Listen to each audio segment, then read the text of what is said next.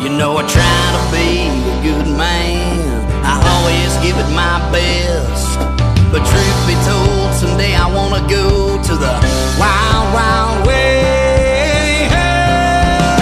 And now, live from our smokehouse studio, it's time for Real Estate Jerky. All your real estate questions answered by our provocatively lean expert hosts, Ed Parcaut, MBA veteran and president of Lending for Living, and the refreshingly wise realtor Erin Custer, specializing in residential, commercial, and ag real estate at PMZ Real Estate. Mortgage and real estate wisdom stretching over 50 years. Plenty to chew on, starting now. Hey, good afternoon. It's great to be here with Erin Custer and our special guest, Tarah Bryant, co-teacher of Financial Peace University, which is a Dave Ramsey's proven program for getting out of debt and building personal wealth. Hello, Erin. Hey, Ed. Hello, how's Tarah. it going? Hi, Ed. How you doing? I'm good. How are you? Good. Erin, you doing okay over there? Yeah. All right. You look all nervous. I'm not nervous. All right. Well, I'm really excited about today's show. The number one hurdle that probably about 75% of my clients have to go over on their way to home ownership is their FICO score, their credit history, everything to do with debt. And today we are absolutely extremely happy to have Tarah here to going over the path of home ownership to help us get there, and which is why this show is here. Real Estate Jerky exists to go over home ownership and talk about how building personal wealth is a large part of your life, correct? Yes. All right. And isn't it exciting that Tara's here to kind of demystify? It's That's not a the big word deal. I was looking for. I I couldn't know. And I'm here to back you up and give it to you. find. Thanks. She's going to do that. And that's what all of our professionals do, right? They come in here and they take the angst out of that portion of the show. Correct. So good. And so we have a lot of ground to cover today. So let's first get out of the way. Erin, why don't you give us a highlight of your week? So, oh my gosh, this week was so impactful. And, but my favorite thing was I have this lovely friend that I talked about a little bit last week that they called me and said they wanted to sell their house. We thought this was their forever home and they're going up to the mountains. And so to be with their son. But we got this lovely buyer in one day. And so our house was contingent on their house, and their house was contingent on another house, and their house is contingent on another house. We have 5 contingencies and everybody's in contract. And these are all amazing realtors. And so I'm thinking to myself, I've never done 5 contingencies. So I feel like I have to have a big like group meeting or group hug or something. But that was the most fun this week. All of the properties coming into play, and then all the rest of my stuff coming into play and contracts being accepted. So how about you? What's yours? Well, first, Tarah, so what we normally do is we even ask the guests now. And it can be last week. It could be, what's the best thing that happened to you over the last, let's just say last 2 weeks. You can pick one thing. And if it's too much, that's okay. Oh, boy. It's been a busy couple of weeks. We've had spring break. I have 3 little kids. And I'm just looking forward to spring and summer. I've been planting my spring garden and involving the kids in that. And we've just been having a blast. So you're happy the kids are back to school is what you're saying? Well, I homeschool. Oh. So there is no back to school. Everything is done together in the schoolroom. And we're used to that, though, so I don't feel like they're totally driving me crazy. Well, homeschool is a little bit easier, too, right, than going to a regular school? Oh, my gosh. He doesn't know anything, does Yes, he? no, I do. I do. Well, there are some benefits to homeschooling and benefits to public school, private school. I like being able to do it at home, and so in that respect, it's a lot easier. We don't have to get out the door with, a bunch of little humans, but is challenging. There are things that are easier when you're separating that relationship and you have a teacher to go to. When mom is also a teacher, we find that there's some challenges in that. Yeah, I can understand.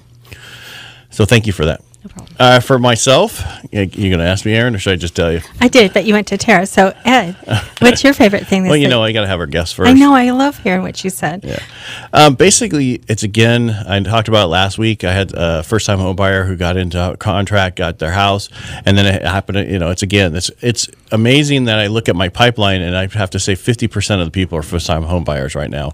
And it's amazing. You see them all excited for their first home, and it's great to give them that. When you move up, it's not as exciting sometimes for people. It's just it's object. different. Yeah, I have to move, or I'm It's a transferring. bittersweet. Yeah, Yeah. exactly. So it's really nice to see that they're in there measuring for their curtains and all that stuff. And we have one that's closing this week, right? Yeah, a couple of them. Yeah. So that's really super good. But Tara, I love what you said about being able to get outside with your kids and plant in the garden, because there's something about being locked in with the rain and all that. And now we have sunny skies. That cabin fever really starts to set in, especially with such a wet winter. And I get obsessed with 3 kids in the house, right? Oh, man. Yeah, exactly. I had 5, so I totally understand. So, Erin, you want to talk about we're doing it a little differently today, I guess. We have a few listings and you're going to ask me. Yeah, let's just talk about 2 because it'll tie into your program. And so I wanted to introduce first Glow Road. And so this is in Riverbank, and it is a 4-bedroom, 2-bathroom, single-story home. It's going on the market this week for $365,000, which just is a tick over what your limits are for FHA. But you can talk about that and how that goes. And it's been freshly painted inside. It's in beautiful condition. It has landscaping. The owner of this made this home look immaculate, and it has an open floor plans, so the heartbeat of the home where the kitchen is you can see everybody in all corners, so that's really good. The second home that I wanted to talk about is 1467 Timberlake, and that is in Manteca. It's $339,000, and it was built in 1980, but it's been refreshing, and it's a 3-bedroom, 2-bathroom, 1,300 square feet, and it has French doors, wood floors, and it's beautifully landscaped in front. The back is there for you to develop the way you would like it to be done, and it's a beautiful home as well. So you could talk about that and how that fits into your program today. Well, I see that you selected like 2 properties that fit into the average California household income of $71,805, right? So basically, I was asked by our producer to go over and talk about what those payments would be, what the down would be on that. So I'm just going to take the last one you did, that was $365,000, but I'm going to drop it to FHA, which would be $363,000. So basically, when you have your down payment of 3.5%, that's $12,705. That's $12,000 you have to come in with of your own money. It can be a gift, but then there will still be closing costs, about $6,500 that we have to work with, right? That has to do with, thank you. It has to do with the fact that, escrow, title fees, all that stuff. And so basically, your payment on that, so your total payment is $2,402.89. Okay. And I know Tara's going to go, oh, her being that debt person. Yeah, but we need that also in the room so that people are making good decisions based on good information. Correct. And so basically, with that, if you make $72,000 a year, you can actually purchase a $363,000 home FHA, and your payment's $2,400 a month, and you could still have a car payment of like say $300, and then other debt of about another $300, and still qualify. And you would still need to have a really good budget so that you don't. You have to have a budget because if you have 3 kids and you only make $72,000 a year, it's going to be really tight on that. Mm-hmm. Okay. Correct. Yeah, it's Dave Ramsey recommends about 25% of your take-home pay, so that's kind of a shocker to me for a mortgage. Correct. That's budget and then reality. Yeah, I know. 2 different. We're in California, so the little things are a little differently. Hey, the math still got to work. I understand. I totally get it. All right, and then I think we have, what was that other one? What was the price point of the other one? The other one was $363,000. No, that was what we just did. No, I'm sorry, $339,000. That's even less. I know, but that's $339,000, so that's better. Correct. That would still not get into her number she would like for us. Oh, okay. Well, how about this? No, let's just do that one. That'll work. Okay. So at that same $339,000, you're looking at a payment of $2,344, and your down payment would be $11,885. So it's getting closer. I mean, there's a difference between debt to income ratio that we allow and then what people should do, right? So we allow up to, with FHA guidelines, up to 40%, right? Almost 50%, actually, and actually can go over that. So for every dollar you bring in 50 cents. Okay. I prefer to keep them down to 45 cents. But just sometimes people have income that they can't count for some reason. They just started a job, so we can push those numbers. Right. Sometimes there's a family member living in the property with them that also contributes, but they're not going to be on the loan for qualifying, so then that is not such a burden. Okay. Yeah. So there's, reasons why to do it, not to do it. All right. Let's see here. All right, so it's time to pay some bills, so let's go out for a break. You can hear from our advertisers. Then we'll be back to let Tarah Bryant, instructor for Financial Peace University, share great ways to you on the track your home ownership, how to get there. And if you have any questions, please dial pound 250, say the key phrase Real Estate Jerky, and they'll get you into us.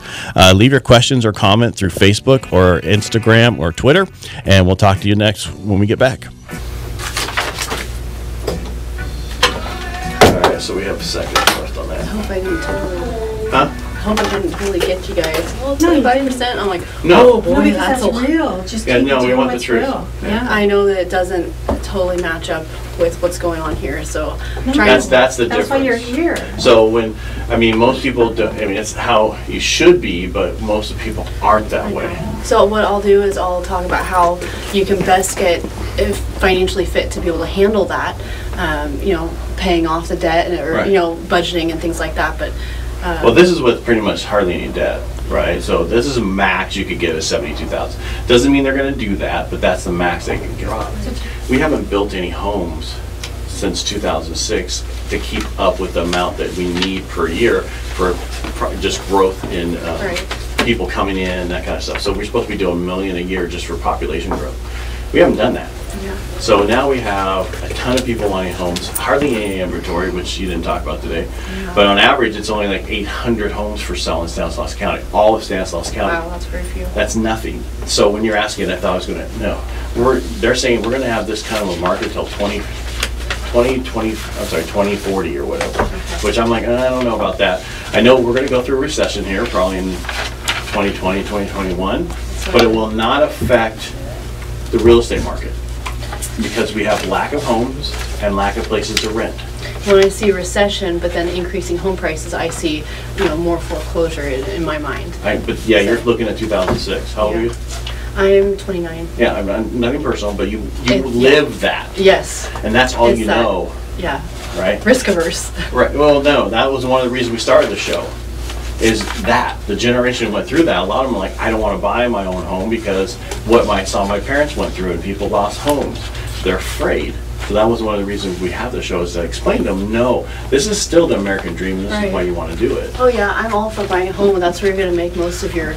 It's quick equity and savings there. It's a good investment. For most people who do not put money in a 401k or 403b, that's most homeowners don't. They don't have access to it. It's their only place they build personal wealth. Right. Like, no, we don't need it. Okay. How many is it? What is it? Stanislaus, there's only 769 on the market. Why don't we bring it in the last part? You can just bring it up. Like, hey, I just wanted to bring up the numbers. Let's get into what we want to talk to her about. Yeah, because I'm dying to hear it all. Good girl. I had the $189,000 home, but they wanted to go with the 360s. What's funny is I bought a home a month after I turned 20. Yeah, but only 12 minutes this time. But Oops. I bought a home very young. Still. Yeah, but you bought it at the right time. See, Yeah, those it was prices the very you'll never bottom. see. End of 2008 or beginning of 2008? My home? Yeah. I bought it at the end of 2009. Okay, so the bottom was actually at the end of 2008. We did a short sale and bought just. I can bring it on there. I don't like my mic here. It blocks my reading. ready? Yeah.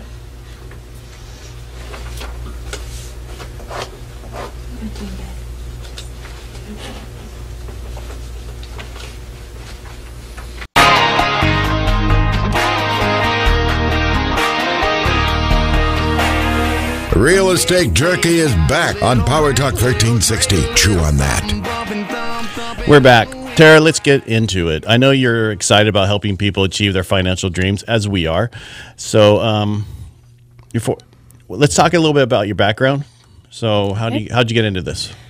Well, my husband and I, we started our marriage not really with any focus. And we struggled for about 1.5 years, and then we realized that we really needed to get control over our finances. And we started listening to Dave Ramsey. We read the Total Money Makeover and started those baby steps. The baby steps are step 1, saving $1,000 in your starter emergency fund.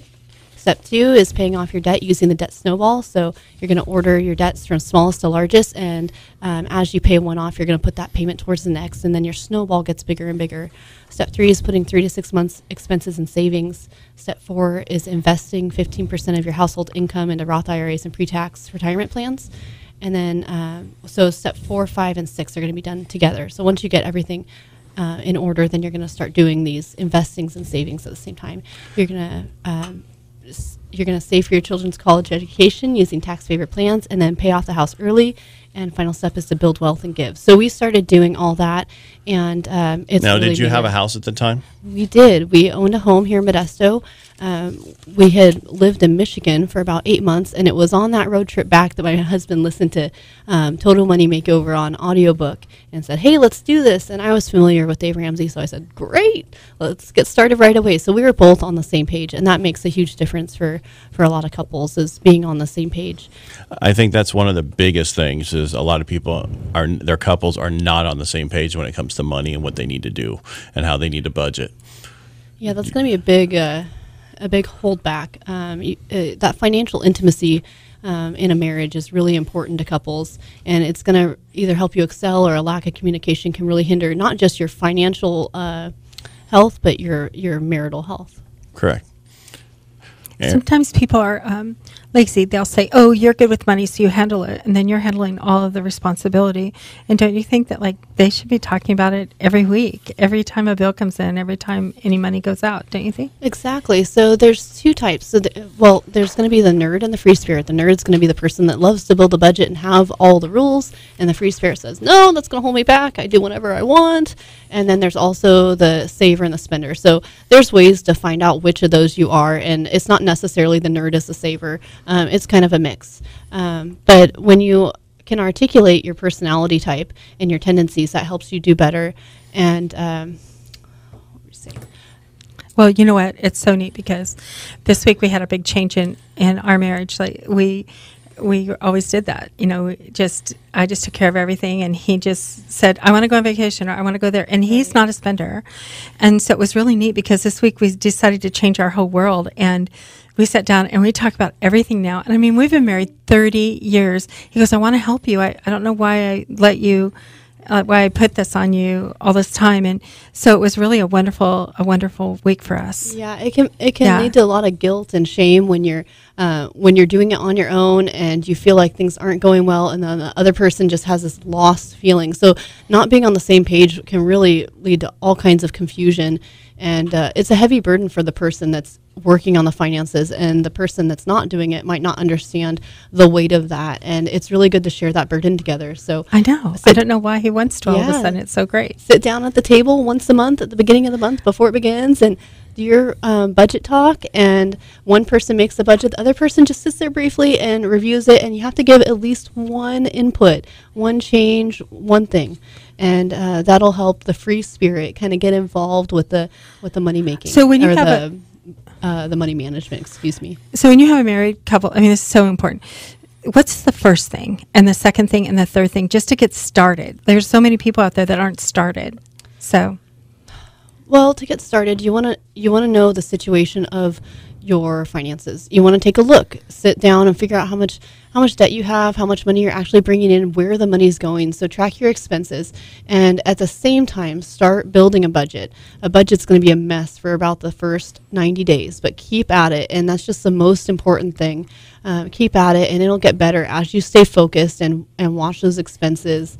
The more you develop that discipline and recognition of where your money's going, you're going to start to get control over that. And then you think at that point you would sit down and say, okay, now we want to try and buy a house. Where do we start? Or is that where you do? You have your talk, you know where you are, then you have your budget, then you can start looking at purchasing, right? Right. It depends on your finances and what it all looks like.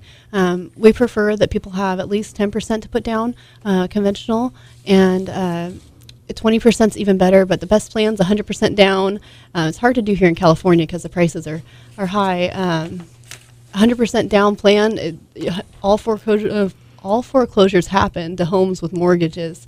So if you can really be diligent and be a really good saver, gazelle intense, then you can save more and you'll have more security when you're buying a home, and you'll feel more confident. And then you can do things on your house. Yeah, I just had a client. Their down payment is what it costs to buy a home in Tennessee, cash. Oh my goodness, how wonderful that would be! Isn't that crazy? But you have to live in Tennessee. That's the only problem. All those There's nothing wrong bugs. with that. Humidity or any of that stuff. There is mosquitoes. So I want to go back to your background. So when people are listening to you, they know how you know this and everything. So I was looking around here, and you've been teaching. So I'm going to go way back. So you graduated from Bayer High School, right? Yes. And then you went to Stanislaus? Yep. I went to Stan State and studied pre-nursing. And I was working at Memorial Hospital as a scribe in the ER at the same time. And then, I got married in the middle of that, and we were expecting our first baby, so we moved to Michigan. And I didn't finish school, but I knew that I wanted to stay home with my children, so it ended up working out fine for me. All right, and then you've been teaching. All right, so you're teaching at the Financial Peace University program, right? And you've been doing that for how long? So I've been teaching FPU as a Dave Ramsey product for, we did 2 classes. They're 9-week classes, and we've offered them through Big Valley Grace. But there are other places you can look online and find one in your area. They're not always associated with the church. Right. Well, I know from listening to him how he created that, because he would sit down with people, go over their budget, tell them what to do, and then a month later they were filing bankruptcy. Right. I'm just saying that's how it started. You know, he would go through, and then not all of them would, but he was like, man, this isn't working. And so basically he said that's when they put a program together and started this, and it's been going on, I think, 20 years now or something like that. Yeah, it's been going on for quite a while. He started out as a real estate, he was buying and selling real estate, but the debt was really high, and he had his loans called.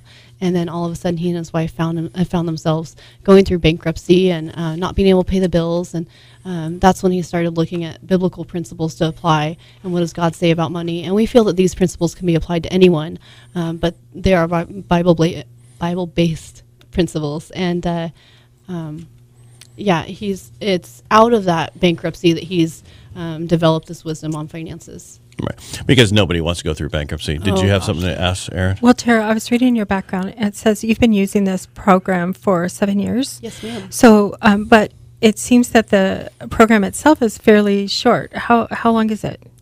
Well, it depends on.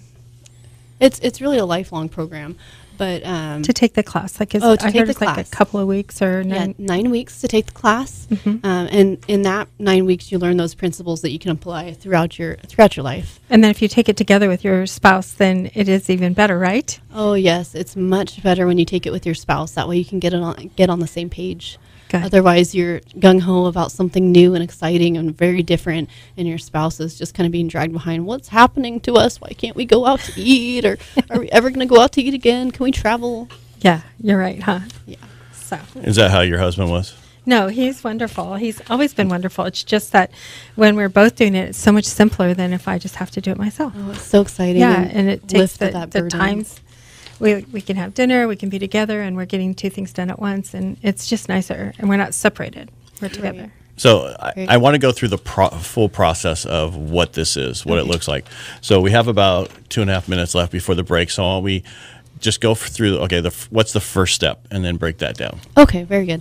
So the first step is saving $1,000 in a starter emergency fund, and if you have more money saved, and you have debt, you're going to go down to the $1,000. That way you have that drive to really move forward in the next step. So $1,000 will cover most of those medium, those emergencies that come up. Sometimes you have a hard time discerning, is this an emergency or not? And you have to really start thinking, is this a true emergency or is this a manufactured emergency? Is it an I want that I'm calling a need? So that's the first step. That's the first step. And one of the things most people don't realize is when we had the government shut down in January, they were saying like 95% of the people don't have the money for their next paycheck. Yes, absolutely. That was really, so that's why it's really so hard important. To see. Yeah. So why don't you go to step next? Okay, step 2. So pay off your debt using the debt snowball. You're going to list all of your debts, including student loans. If you have, I guess you're getting ready for a first mortgage, so you're not going to have any other mortgages, I'd hope. You're going to list all your debts: student loan debt, credit card debt, auto debt, medical debt, everything, smallest to largest. You're not going to do it based on your interest, on the interest rate. It's smallest to largest. That way you have that drive and push to move on to the next. You're excited that you did something when you pay off that first one, and you're ready to go on to the next, and you see it starting to work. The next step after you paid off all your debt. So let's go back. Let's Okay. break down the debt. Okay. We'll do it for about 30 seconds, and then we'll go out to break. Okay. So basically, most people who start this, do they own a home, would you say? Your program that you've seen, that you've been Yes, through. a lot of people own a home. Really? Yeah, not everyone, and some people own a home or more than one, and then it's a matter of what am I going to do in this situation. So there's all kinds of different backgrounds you'll see, home ownership or renting or more than one property. It's very diverse. All right, so let's hold it there. I'll go to break, and when we come back, we'll pick it up. I have tons of questions. Don't you always? As a veteran myself, and I think it's important to support our military family members, we always honor a veteran business owner during the show. If you know a vet that could use some free advertising, please message us their name and their number to pound 250, and you can use the key phrase Real Estate Jerky. That'll get it there. I want to give a shout out again to Mike Coelho of Airman Heating and Cooling, serving Stanislaus County and San Joaquin County. That number is 888-841-0702. That's 888-841-0702, and we'll be right back. Okay, went over 15 seconds.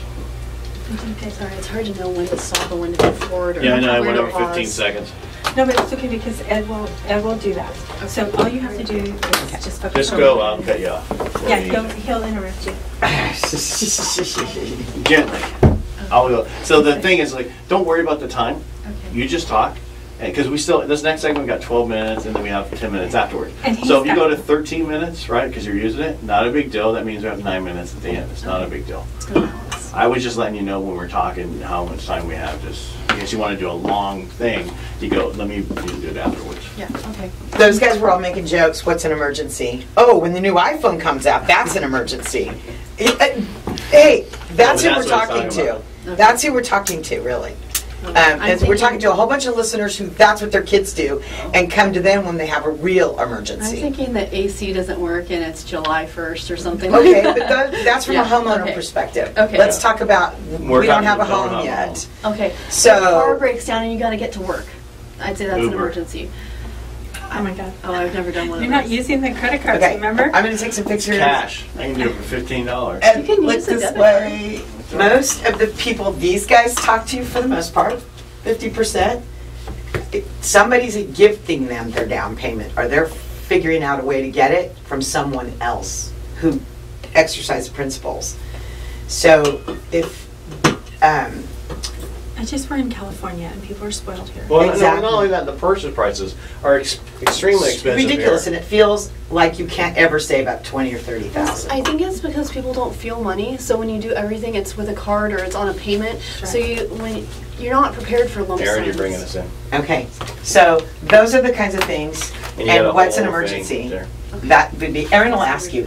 She's gonna rip this right through right now. So basically, She's when we got all come the back, questions. just say, a lot of people on the producer room or whatever was making fun about what's a real emergency. All right, we're gonna do 12 minutes on this one too. I'll point at Aaron when we live. Oh, so the mics are always dead until now I'll point at her and then it'll be live. Okay. Don't worry, just I'll get you. Okay. Sorry, I forgot. And you're not going to hurt anybody's feelings. No, you're not. Because you're going to hurt somebody's feelings. There's nothing you can do about it. Won't hurt everybody. No, but if you make a mistake, we can redo it just like we do for Ed. He didn't say. And you need to love the mic a little bit more. It's just, if you're just turn this way if you're going to talk on that side. Perfect. It's hard, those ups and downs. Yeah, well, if you do this, we have some people do this, then we have to tell them not to do that. So.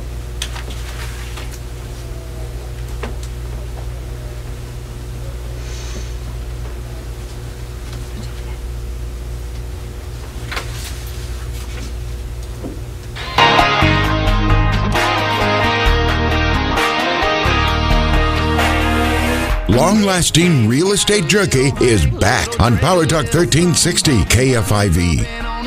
Hi, we're back talking to Tarah Bryant, a vibrant young wife and mother who also happens to be one of the financial gurus, Dave Ramsey's Financial Peace University teacher here locally. And Tarah, how old are your girls? My girls are 7, 5, and 2. I bet you know your grocery bill to the penny. Yeah, I'm usually within about $30 on. I go grocery shopping every other week, and so then that last little bit's a wiggle room. But Oh my gosh. I don't really go over ever anymore. I so want to just be a coupon person. I do. I want a whole book. I don't. You know, on our last segment, we were talking about what's an emergency. And you know, when you were talking about that, I also was thinking that, but they were screaming in the sound booth saying that's when they want a new iPhone. So talk to us a little bit more about what you consider a real emergency. I consider a real emergency to be when your car breaks down and you need to get to work, or when you have a medical bill, medical need come up, an ER visit. Let's see, what else? If you are renting and you have some of that burden on you, a home repair. There's Okay, so Or even you got laid off from work for 2 weeks. Yes, you got laid off from work. And so if you don't have any money saved, you're going to be really hurting. But having a little bit of cushion goes a long ways in those instances. so then do you stop step 2 and go back and replenish number 1? Yes, which you is- absolutely do. Okay. And then on step 2, when you are paying off those debts, and you said don't go with interest rate, right? You said just go with the lowest to the highest. When you're doing that and you pay off one, do you take that amount of money that you're paying off that one with and add it to the second one, or do you just, what do you do? Do you put that in your savings or what? You do. You add from the previous step or from the first step. You're going to take that and snowball it in to the next one. And so your snowball gets bigger and bigger, and you have a bigger shovel to work with. You're going to start paying things off faster and faster as you have more capital freed up to work with. So let me understand. So you have one debt and you pay it off. You add that payment to the next payment that you're making. Now you're making almost a double payment or whatever those two were. Yes. Then when that's paid off, now you have 3 payments that you're paying to the next debt, right? Yes, so you're going to continue paying minimum payments on the other bills Okay. while you're doing this. But so your first one's $150, your next one's $225. You pay off the $150 one. Now you're going to add the $150 to the $225. You're now going to have $375 to go, to work at. Okay, so now you get that all done and everything's paid off. And now what's step 3 again? Step 3 is putting 3 to 6 months expenses and savings. This is a fully funded emergency fund. And 3 to 6 months, if you have a really stable salary job, you might tend towards 3 months. If you have a variable or you're like you're the sole provider for a family, you're going to want to err more towards 6 months. So 6 months of your expenses. So once you figure out a budget, you'll be able to calculate how much that is. I mean, that just frees people up. It lets them be free, doesn't it? Oh, yeah. We've really had to use ours at the start of this year. We've had generally very healthy kids, but we've had some significant medical issues come up this year. And we decided we had just finished our step 3, our 3 to 6 months emergency fund, and we decided to also make a medical emergency fund, not knowing that this was going to come up. Well, we've had to dig into both the emergency fund and the medical emergency fund, and we're just so thankful that it's there, that we can focus on meeting the needs as parents for our kids instead of worrying about the finances. When I was reading in your background, I was interested. What's the most common hurdle you see when people have to overcome when it comes to putting this program together? Absolutely behavior. It's 80% behavior, 20% head knowledge. So getting control of yourself and your spending and your habits is really what takes the most effort. But once you start to realize what you're doing and what's going to have to be adjusted, so you're spending $1,000 on food or eating out altogether, and you really don't have that money, you're digging further and further in a hole because of the habits. You have to. Unfortunately, you got to stop eating out, or you got to change what you're buying in your grocery budget. So there's changes that had to be made. It's not all easy. It's not a quick fix. It's a long-term change. Have you ever seen anybody break into tears when they have to cut up their credit cards? No, in fact, I had one person in my last class that cut up many credit cards. I think it was like 1.5 dozen credit cards, and then we had other people cut up credit cards. I heard from another coordinator that someone went to cut an Amazon Prime card in the shredder, and apparently those are metal, so you have to find a different way to cut those up. Now, I only want to preference what you're doing. That's great, but once are they closing these accounts or are they leaving them open? So you should pay off the balance and you should close the account. But do you understand that when they close the account that they lose all credit from that card? Yes, I do. So one thing that is recommended to people that follow this program or people that don't use debt is Churchill Mortgage offers manual underwriting. So look for a lender that offers manual underwriting. There aren't as many people that offer it, and it's a little bit more work to go through. But there is that option for people that don't have debt. I don't have a credit score, and we were able to buy our home, but I wasn't used on the mortgage. Right, and that's so for if you're going to be debt conscious, that's great. But I feel you should keep 3 credit cards. Don't care if you use a little bit. You got to put one thing on it, pay it off. Then you have a credit score, and you're open to more things that you can do. That's just my take on it, because I've seen so many people who have a 740 FICO score. They cut up all their credit cards, and now they don't have one. You follow me? Yeah, so, I understand. Yeah, so it's just Well, you can't get an appraisal. You have to have a credit card. Well, you got to have debit cards. A lot of people use debit cards. You can use debit. Now, and the manual underwriting, a lot of people still do manual underwriting. Okay. Not just that one. I haven't had to go through manual underwriting. Well, so I will say that it's recommended as an option, but I didn't go through that myself. Because someone had a FICO score. My husband, we use him. He's the primary. Right. He's the income earner for our home, and when you pay utilities and things like that, that contributes to credit score. So we haven't had a reason to use debt, so I didn't have a score. Right. What they have to do is they take that information and they create a credit score for you. Right. Yeah. Right. Which so your is history. fine, but it's so much easier if you just have 3 credit. You keep. So if you have 15 credit cards, keep 5. Keep 3 of them. And then I know he goes, I can see it in your throat. Oh my God, this is killing me. He's telling them to keep a credit card. I'm just looking at it from the financial aspect of it. I didn't say to use them, but you have them. And so it keeps your score and it gives you more options. I know you guys, right. I know your background from who I've talked to, and you guys pay cash for cars. And so in a perfect world, this is great, but it doesn't always work for everybody. So I like I like what you're saying, but I know also there's some practical things that some people just can't do. Okay. But I mean, paying off the debt for me is wonderful and what I think everybody should do, but not cutting up every single one of their credit cards. Yeah, and it's a personal belief. Not everyone's going to agree on everything. Right. We feel that the FICO score is I love debt score, so it's going to help you borrow more. It just kind of it's different opinions, and I think they can all be present in the same place. There's nothing wrong with paying cash for your house. In fact, anybody that you have that wants to pay cash for their house, you call me. I'll get them out there, and I'll get them there. Man, I'd love to pay off my house and have no mortgage. I mean, how freeing would that be? What step is that? 6, right? That's step 6. Pay off your house early. Yay. What's the largest amount of debt you've seen paid off within your classes? Ooh, I don't have all those numbers, but I do know one couple paid off $6,000 in debt over the 9-week course. I think they in 9 weeks. Yeah. So what a lot of people do so that you can move the needle quickly is sell something. The things that we recommend are do more work, get a night job delivering pizzas or whatever it is, or so either earn more or sell something. Make the kids feel like they're next. You've sold so much stuff that Fido and Chloe are next. Well, and so what's interesting about that is she said work harder. I mean, work more. Yay, that's a great concept. Yeah. Anybody can do that. What's the most amount of money you've seen saved? Ooh. I don't know that number. Okay, when it gets to house size, though, call me. Okay. Or 20%.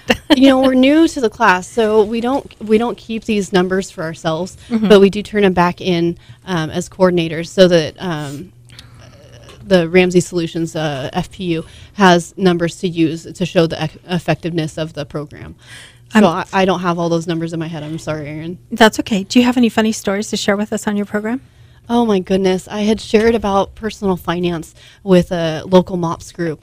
And so now I have all of my peers, my friends coming to me, telling me about their progress, about how they started budgeting and for groceries, and they feel like they're football coaches, kind of planning the plays, or people that are paying off debt, people that are saving money, and they're celebrating. And I really like seeing that progress. People having hope.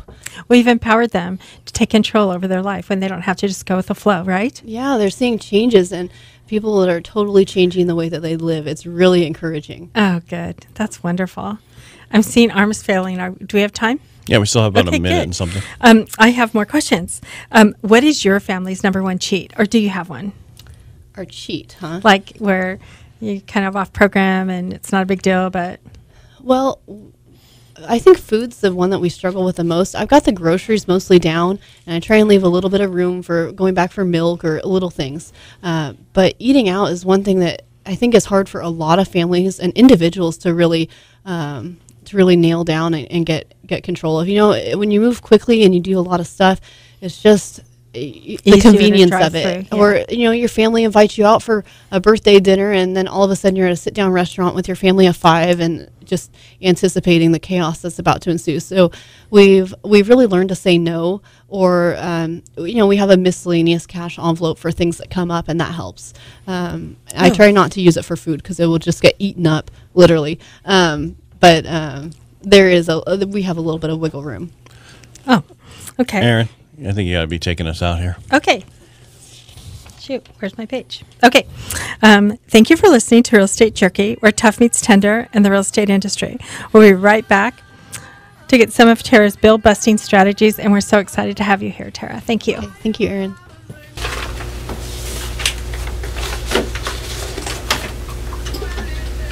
So funny because I was going to have time to go, yeah, so I just kept going, and then it's time to go out. You're supposed to take 30 seconds to go out there. See, it's hard.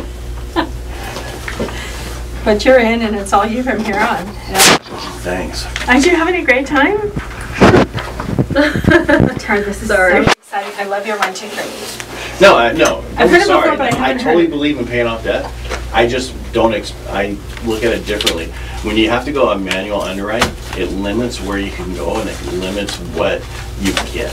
And what I mean by that interest is rate? Yes, all that stuff. They have control, and I don't like people having control over what you have I to understand. offer. There's certainly complexities, and especially in certain fields and backgrounds where there are reservations or things that don't line up. So I totally get everything you say. I just say But I love free her whole cards. program. Yeah. Because Just what 3 if, and then until 10% you down. have that finance, I know everybody's like, okay, well, I'm putting away all this money. What if something happened?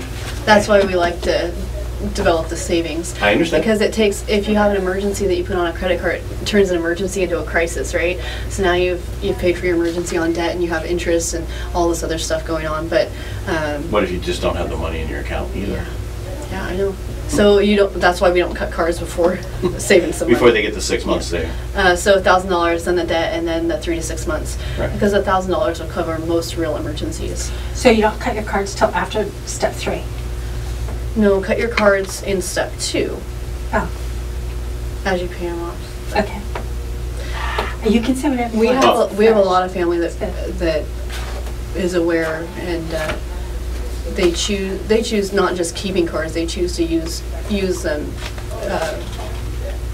religiously. So it's personal. I can only recommend it. I can't make changes for people. But you're right. If you don't owe anybody money, nobody can take anything from you. All right, I'm bringing this in. And don't take it personally. I didn't mean that. I'm not attacking It's just that your a lot of people belief. don't have the discipline. That's I understand. that's but that's you what I can't mean. save everybody. No, I know. So you can try. It's just like our industry. We can't save everybody. We can't get everybody in a home. Right. Not everybody needs to own a home. But for me, I feel better if you don't get rid of a FICO score, unless in your situation, I your really husband works understand. and he's got a FICO score, so you can get around it. But if you have 2 people who work and they both get rid of their FICO score, and then now they can't get what they want, now they got to rebuild it. And yeah, you can do manual underwriting, but it's not going to give you a 720 FICO score. You know? I understand. I Yeah. really do, and I don't take it personally. I'm really used to it, like a lot. There's all kinds of reservations and things. It doesn't bother me. Well, no, I'm good with everything except cutting a ball. The FICO score, yeah. Because especially if it's a young person, because you build your credit over time. So if you do get a house, you're right. I mean, over the next 15 years, that house is going to give you a FICO score, and it's going to be more you pay on it. It's just So like when you're coming in as a first-time homebuyer, it's a different story, right? yeah. But I mean, I understand. I mean, I know some people who pay cash for everything. They don't have this. My grandfather was that way, and he's old Portuguese, and he would get pissed off when the bank wouldn't loan him money. You know what I mean? And it's like, okay, this is the reason. Yeah, They want to make sure that you're frugal. You have all this money, and you have all this, but you don't show them that you can pay on time. Yeah. You know what I mean? Right, So, I understand. all right, I'm sorry. I got off my soapbox. No, it's okay. Talk 1360. Chew on that. This is Ed Parcaut, your mortgage advisor at Lending for Living with Erin Custer, Realtor at PMZ. Glad to be back for our final segment of the show. Start where you left. Start where you are, a spending plan that gets you home with Tarah Bryant, teacher of the Financial Peace University. So let's wrap all this up. What do you have to go over right now, Erin? What do you want to bring back up? Can I give you some stats real fast of what's happening in the market? And then we'll jump right back into Tarah. All right. All right. So in Stanislaus County, there's 769 residential properties on the market today. There's 556 in pending in escrow, and there's only 423 that have closed. But based on those figures, there's less than 2 months worth of inventory in Stanislaus County. Right, you say only, but that's still 50%, over 50%. I know, but remember when we were starting this, we were at like 1,500 and closing 1,200, and yeah. In San Joaquin, there's 1,081 residential properties on the market. 733 are in escrow, and then 537 have closed.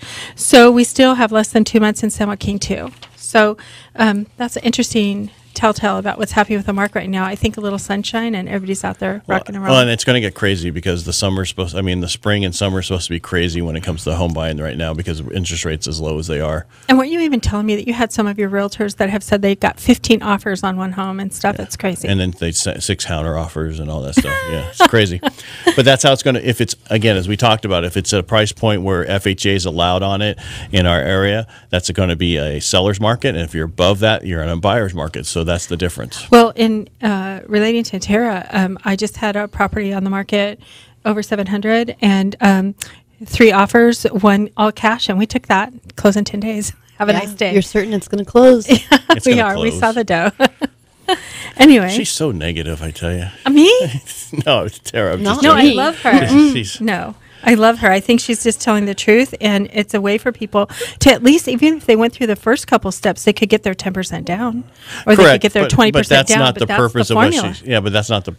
My big thing about having this budget on here and to talk about people to get ready for home ownership if they don't own a home, get there, because I've seen it where I have a lot of people who I run their credit and they have, it's. The girlfriend has bought a car for the boyfriend. She's got a $300 amount monthly on her car, and he's got a $600 a month on a car, and now they can't qualify for anything. You know what I mean? Right. They have other credit card debt. So it's all about getting people ready and able to move forward and make sure that they can and have their budget in place so that when they do buy a house, they don't go through foreclosure. They don't go through bankruptcy and all that stuff. And then have to, if they go through bankruptcy, then they have to wait a couple of years before they can go FHA and then VA and all that stuff. But you know what, Ed? If I was you, I was saying, take Tarah's 1 through 3 and then come see me because they'll have the 3 to 6 months in the bank, so that's their down payment, no debt, and they'll have their security deposit back there. I should say that the 3 to 6 months is an emergency fund. So there's a 3B. Stealing from things. I know, that little thief. We talk about there being a 3B. So after you have your savings and you can handle an emergency, then's a good time to start. That's a good time to start saving for a down payment on a home, and you can just save, and maybe you get to the point where you want to do the 100% down. Under 3, huh? Yeah. So that 3 to 6 months is not just a general savings. That's an emergency fund for real emergencies that come up. You want to save for your down payment separately. So 1 to 3B. And that way, when you buy your home and you have a massive plumbing leak, you can cover that separately. Yeah, that's our girl. Yeah, so that we don't have. I mean, it's nice that when you get into a home, you don't have a bunch of debt. That also makes it harder for you to afford that home. Yeah, you find yourself house poor otherwise. Plus, people are already building good habits because this is all about changing your lifestyle, building good habits, and being ready to be able to afford that home. Yeah, absolutely. Right. And then pay it off early. That's number 6. And then buy another home, and then we go see Ed. And buy your retirement home and or your second home. She's getting all, no. more debt, not debt. It's not so you can start over. No one's going to start over. Oh. This is not 2006 again. No, I meant start over with a new mortgage. Yeah, I understand. Okay. But leverage is, I understand where you come from and where I come from. Leverage is very important because the more you make on a house when you purchase it, the higher the leverage you do to it. And I understand that doesn't mean I didn't say to pay it off. I'm just saying, you put your money away and put your money to work somewhere else for yourself too. Because sometimes people pay off their house and then they never put any money in retirement. They haven't been through your class. Yeah. I'm just saying in general. That would be a bummer. Right, and so they have a house, but they have no money for retirement. So then they have to do reverse mortgage. Well, you want to be doing the investing. Step 4 and saving for children's college, if that's still part of your life, and paying off the house. You want to be working on all those things, principal towards the house and saving for retirement. You want to do all those things simultaneously so that you have that long-term vision, but you're also taking care of right now. And once you free up that income that was going to a mortgage, you can do all kinds of awesome things. You can put more in your retirement, and you really have the opportunity to So change what that I'm hearing family is tree. what I'm hearing is your plan is all about having people not to worry about money again. The primary goals are to get them out of debt, build wealth, and leave money stress behind. Yes, absolutely. Do we want to talk about some of the history of the financial peace? You sure? Go ahead. You have it in your hand. Is that okay? Well, since 1994, more than 5 million people have participated in the Financial Peace University, and more than 2 million users of Every Dollar online budgeting software.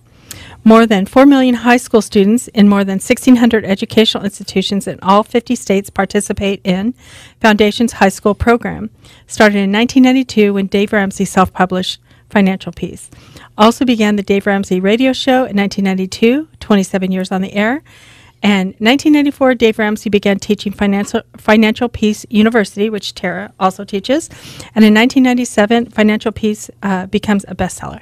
So that's pretty good stats. Yes, very good. And so we're happy that you're How here sharing those with can, us. if somebody wants to get involved with this university and they want to go through the classes, how do they get involved? How do they find it? That kind of stuff. You can look it up online and find out what groups are in your area.